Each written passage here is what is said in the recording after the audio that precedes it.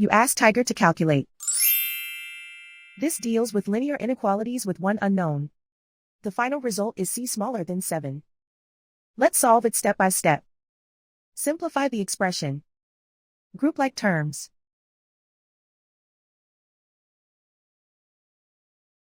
Simplify the arithmetic.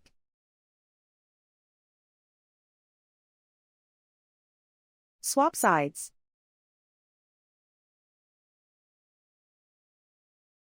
Group all constants on the right side of the inequality. Subtract 4 from both sides.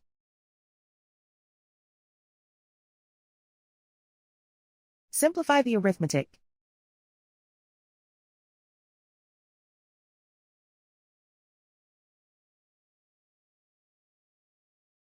Isolate the c. Divide both sides by 2.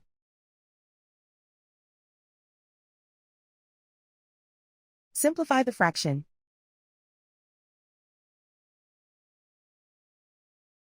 Find the greatest common factor of the numerator and denominator.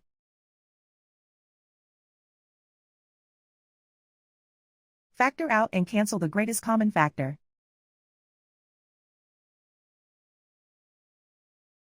Plot the solution on a coordinate grid.